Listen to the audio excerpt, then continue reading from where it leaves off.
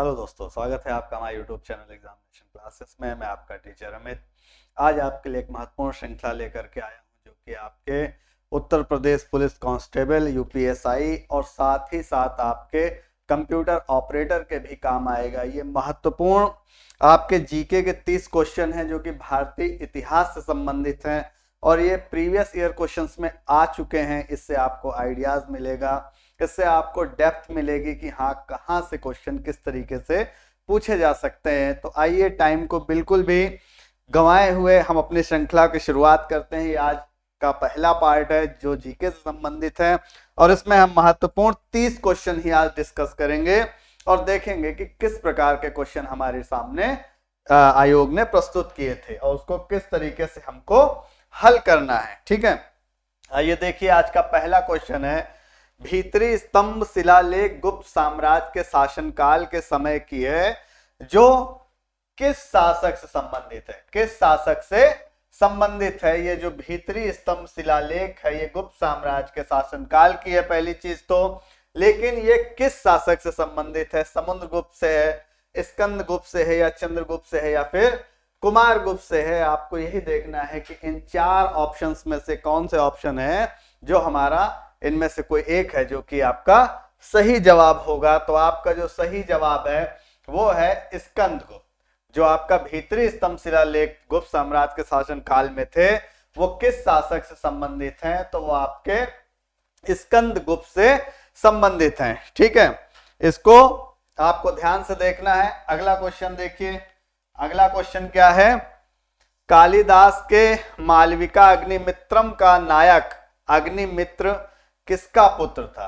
Question है कि कालिदास के मालविका अग्निमित्रम का नायक अग्निमित्र किसका पुत्र है। ऑप्शन है आपके पुण्यमित्र, कनिष्क, बिंदुसार और अशोक। तो आपको ये बताना है, तो आपका सही ऑप्शन क्या हो जाएगा।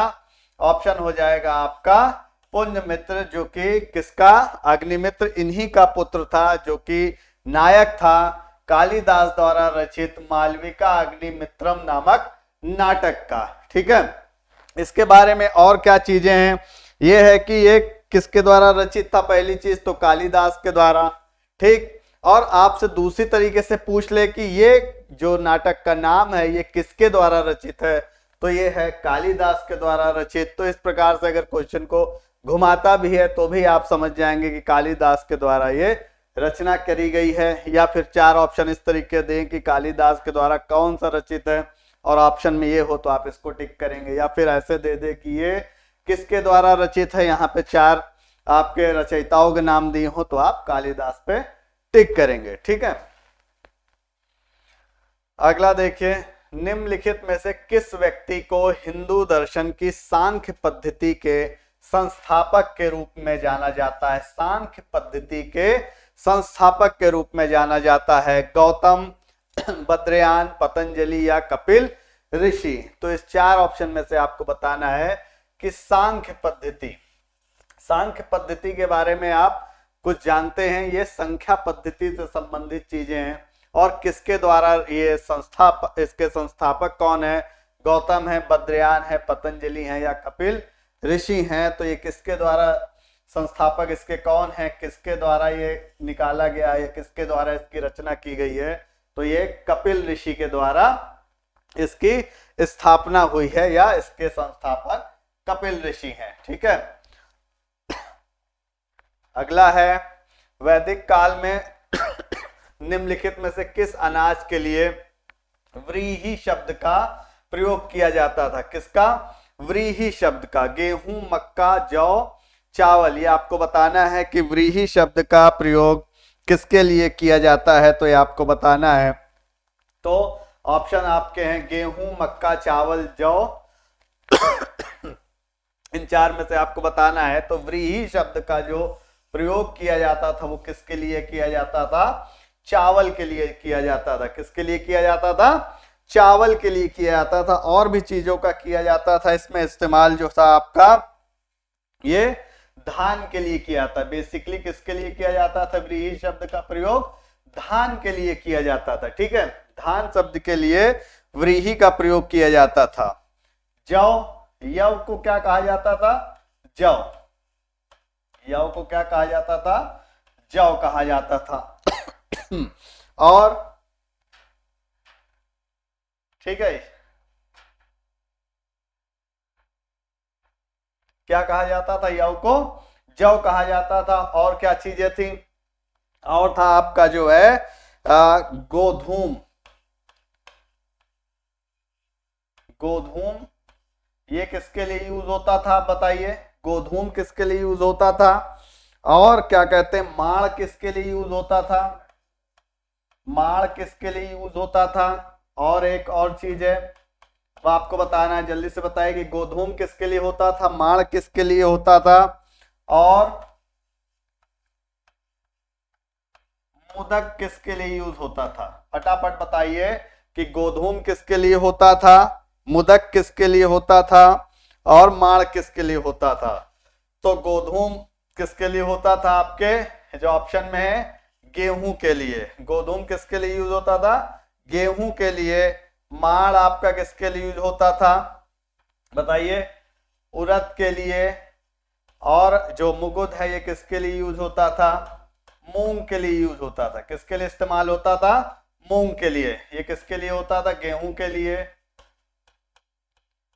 ठीक, अब आपको समझ में आ गया, कुछ भी पूछे आपको पता चल गया कि जो है व्रीहि किसके लिए होता था? चावल के लिए होता था, बेसिकली धान के लिए होता था। यव किसके लिए होता था? जौ के लिए होता था। गोधूम गेहूं के लिए, माड़ उड़द के लिए, मुगुद मूंग के उड़द के लिए होता था। ठीक है, निम्नलिखित में से कौन सा स्थान बुद्ध वंश के शासकों द्वारा शासित था? कौन सा स्थान बुद्ध वंश के शासकों द्वारा शासित था? कपिलवस्तु, अंग, मगध या फिर गांधार। ये आपको चार ऑप्शन है, आपको इसमें से बताना है कि कौन सा बुद्ध वंश के शासकों द्वारा शासित था। बताइए फटाफट। तो इसमें आपका ऑप्शन क्या है? कपिलवस्तु। कपिलवस्तु किसके द्वारा शासित था? आपके बुद्ध वंश के लोगों के लिए, बुद्ध वंश के शासकों द्वारा शासित था। ठीक है, अगला देखिए, सोम ऋग्वैदिक युग के नर देवता कौन थे? के देवता थे? पौधों के, आंधी तूफान, ज्वालामुखी या फिर युद्ध के? बताइए फटाफट कि सोम ऋग्वैदिक युग के नर देवता किस चीज के देवता थे? तो आपको बताना है ये कि किसके थे। तो ये थे आपके किसके? पौधों के देवता। किसके थे? ये पौधों के देवता थे। ठीक है, इसमें और क्या क्या चीजें थी? सोम जो था वनस्पति के देवता थे ना। सोम जो थे वो किसके थे? वनस्पति। वनस्पतियों में सारे पेड़ पौधे, जड़ी बूटी, ये सारी चीजें आती हैं। ठीक, इसके बाद क्या है आपका? इसके बाद है अनहिलवाड़ किस राजवंश की राजधानी थी? अनहिलवाड़ किस राजवंश की राजधानी थी? राष्ट्रकूट, मित्राका राजवंश या फिर पाल राजवंश या सोलंकी राजवंश? तो जो अहिलवाड़ थी वो किस राजवंश की राजधानी थी? वो सोलंकी राजवंश की राजधानी थी। किसकी थी? सोलंकी राजवंश की। ठीक, अगला देखिए, कान्यकुंज किस भारतीय शहर का प्राचीन नाम है? कान्यकुंज किस प्राचीन शहर का प्राचीन नाम, मतलब भारतीय पुराने शहर था ना, पुराना नाम होता है, नाम बदले जाते हैं समय समय पे। जैसे इलाहाबाद का क्या नाम हो गया? प्रयागराज हो गया। तो इसी तरीके से नाम बदले जाते थे। तो कान्यकुंज जो किसको कहा जाता था? कन्नौज को कहा जाता था। कान्यकुंज किसको कहा जाता था? कन्नौज को कहा जाता था। ठीक है, ये कहां पे? ये गंगा नदी के किनारे है। कहां पर है? गंगा नदी के किनारे पे है ये। ठीक है, कन्नौज जो है आपका गंगा नदी के किनारे पे है, और इसको पुराने समय में इसका प्राचीन नाम क्या था? कान्यकुंज था। ठीक है, इसके बाद अगला देखिए, निम्न में से किस वास्तुकार ने राजा बिंबिसार के महल को बनाया था? किस वास्तुकार ने राजा बिंबिसार के महल को बनाया था? राजा उदयन, कालाशोक, सुधोधन या फिर महागोविंद? ये बताना है आपको कि किस वास्तुकार ने राजा बिंबिसार के महल को बनाया था। उदयन ने, कि कालाशोक के, कि सुधोधन के, कि महागोविंद ने? कौन सा महा वास्तुकार था, जो मतलब वास्तुकार था जिसने राजा के महल को बनाया था? तो वो था आपका महागोविंद। किसने बनाया था राजा बिंबिसार के महल को? महागोविंद ने बनाया था। ठीक है, अगला ऑप्शन देखिए क्वेश्चन, प्राचीन समुद्री बंदरगाह मुजिरिस किस भारतीय राज्य में स्थित है? मुजिरिस, मुजिरिस किस भारतीय राज्य में स्थित है? ये एक बंदरगाह है, समुद्री बंदरगाह है जिसका नाम मुजिरिस है। ये कहां पर है? तो ये केरल राज्य में स्थित है। आपके कहां पर स्थित है? केरल राज्य में स्थित है। एक पौराणिक कथा के अनुसार किस देवता ने दशामेव घाट पर किए जाने वाले दशामेध यज्ञ के दौरान 10 घोड़ों की बलि दी थी? भगवान विष्णु, भगवान ब्रह्मा, भगवान शिव, देवी काली। तो क्या इसमें खासियत है कि 10 घोड़ों की बलि दी थी? तो ये दी थी आपके भगवान ब्रह्मा ने। किसने दी थी? भगवान ब्रह्मा ने दी थी। ठीक है, अगला देखिए, मौर्य राजवंश की स्थापना मगध में हुई थी जो वर्तमान में किस नाम से जाना जाता है? अब किस नाम से जाना जाता है? पश्चिम बंगाल, पंजाब, बिहार या फिर आंध्र प्रदेश? तो मौर्य राजवंश की स्थापना मगध में हुई जो वर्तमान में अब किस नाम से जाना जाता है? बिहार के नाम से जाना जाता है। किस नाम से जाना जाता है? बिहार के नाम से जाना जाता है।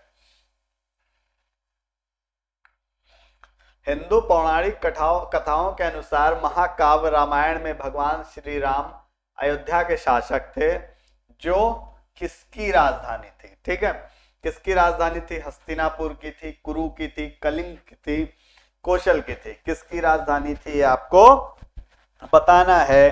तो ये आपकी किसकी थी? कौशल की राजधानी थी। किसकी थी? कौशल की राजधानी थी। ठीक है, चंद्रगुप्त के पुत्र का नाम बताएं जिन्होंने 298 से 272 ईसा पूर्व के बीच शासन किया था और संपूर्ण भारत में साम्राज्य को बढ़ाया था। हर्षवर्धन, अनिरुद्ध, बिंदुसार या फिर वासुदेव? कौन था चंद्रगुप्त का पुत्र जिसने 298 से लेकर 272 ईसा पूर्व तक शासन किया और संपूर्ण भारत में साम्राज्य को बढ़ाया? तो वो था आपका कौन? बिंदुसार। कौन था? बिंदुसार। वैदिक सभ्यता किस नदी के तट पर विकसित हुई थी? वैदिक सभ्यता किस नदी के तट पर विकसित हुई थी? गोदावरी, कावेरी या फिर कृष्णा, सरस्वती? इन चारों में से किस नदी के तट पर विकसित हुई थी? तो ये आपके हुई थी किसके? सरस्वती नदी के। वैदिक सभ्यता किस नदी के तट पर विकसित हुई थी? सरस्वती नदी के तट पर जो थी ये विकसित हुई थी। ठीक है, अगला, भारत में पहले कवि के रूप में किसे श्रद्धेय माना जाता है? वेद व्यास, तोलकप्पियर, कल्कि या फिर वाल्मीकि? भारत में पहले कवि के रूप में, तो पहले कवि के रूप में किसे माना जाता है? ऋषि वाल्मीकि को। किसे माना जाता है? ऋषि वाल्मीकि को माना जाता है। ठीक है, गच्छा नामक संगठन निम्न में से किस धर्म से संबंधित है? कौन सा गच्छा नामक जो आपका संगठन है वो किस धर्म से संबंधित है? आपको बताना है, हिंदू धर्म, जैन धर्म, बौद्ध धर्म या सिख धर्म? तो गच्छा नामक जो संगठन है बच्चे वो किससे संबंधित है? वो जैन धर्म से संबंधित है। किससे संबंधित है? जैन धर्म से संबंधित है गच्छा नामक संगठन। ठीक है, ध्यान रखना है आपको, ये क्या है? एक जैन धर्म संबंधित चीज है। ठीक, अगला, तीसरी बौद्ध परिषद किस शहर में आयोजित की गई थी? कौन सी? तीसरी बौद्ध परिषद किस शहर में आयोजित की गई थी? यांगून, पाटलिपुत्र, वैशाली या फिर राजगीर? तो ये आपकी किसमें हुई थी? पाटलिपुत्र में। ठीक है, कहां पर हुई थी? पाटलिपुत्र में। मौर्य राजवंश के अंतिम शासक कौन थे? अशोक, बिंदुसार, बृहदत्त या फिर पुण्यमित्र? तो मौर्य राजवंश का जो अंतिम शासक था वो था बृहदत्त। ठीक है, बृहद्रथ। अगला, प्राचीन भारत में जमदाग्नि ऋषि का आश्रम जमानिया में था जो कि वर्तमान उत्तर प्रदेश के किस जिले में है?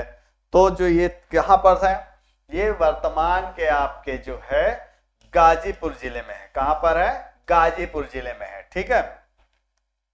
अगला, पाल राजवंश के सर्वप्रथम राजा कौन थे? गोपाल, नंदलाल, धर्मपाल या देवपाल? तो पाल राजवंश के सर्वप्रथम राजा कौन थे? गोपाल थे। पाल राजवंश के सर्वप्रथम राजा कौन थे? गोपाल थे। अगला देखिए, किसने मगध की राजधानी राजगृह से पाटलिपुत्र स्थानांतरित करी थी? मतलब राजधानी का परिवर्तन किया, एक जगह से दूसरी जगह किया। बिंबिसार, अशोक, चाणक्य या फिर अजातशत्रु? तो ये काम किसका था? अजातशत्रु का था। ठीक है। अगला देखिए,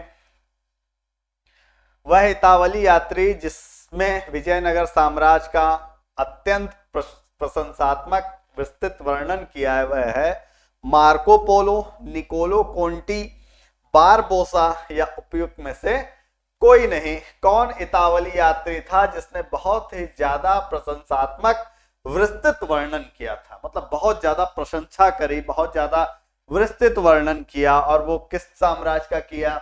विजयनगर साम्राज्य का किया। और यात्री कौन था? इतावली यात्री था। तो उसका नाम था बेटा, क्या नाम था? निकोलो कोंटी नाम था उसका। अगला देखिए, हर्षवर्धन की राजधानी कहां थी? हर्षवर्धन की राजधानी कहां थी? नालंदा, प्रयाग, कन्नौज या थानेश्वर? तो हर्षवर्धन की जो राजधानी थी वो कहां पर थी? कन्नौज में थी। ठीक है। कहां पर थी? कन्नौज में थी। अगला, बुद्ध ने अपना पहला उपदेश कहां दिया? बुद्ध ने अपना पहला उपदेश कहां दिया? सारनाथ में दिया, बोध गया में दिया, लुम्बिनी में दिया या कुशीनगर में दिया? तो ये आपके कहां पर दिया बेटा? सारनाथ में दिया। ठीक है। अगला, जैन धर्म के 23वें तीर्थंकर कौन थे? जैन धर्म के 23वें तीर्थंकर कौन थे? ऋषभ देव, महावीर स्वामी, पार्श्वनाथ या फिर मल्लीनाथ? तो जो 23वें तीर्थंकर थे वो कौन थे? पार्श्वनाथ थे। ठीक है। जैन धर्म के 23वें तीर्थंकर कौन थे? पार्श्वनाथ थे। अगला देखिए, मगध साम्राज्य का अंतिम शासक कौन था? मगध साम्राज्य का अंतिम शासक कौन था? तो मगध साम्राज्य का जो अंतिम शासक था बेटा वो कौन था? कालाशोक था। ठीक है। कालाशोक। नेक्स्ट वन, आर्यभट्ट था एक प्रसिद्ध। आर्यभट्ट क्या था? कौन था? चिकित्सक था, चित्रकार था, खगोलवेत्ता था या वैज्ञानिक था? तो सब जानते हैं कि आर्यभट्ट क्या था बेटा? खगोलवेत्ता था या खगोलविद था। आज के श्रृंखला का, आज के सेशन का आखिरी प्रश्न है, सांची स्तूप का निर्माण किसने कराया? चंद्रगुप्त मौर्य, बिंदुसार, अशोक या फिर कौटिल्य ने? तो सांची स्तूप का निर्माण जो है किसने कराया बेटा? वो अशोक ने कराया।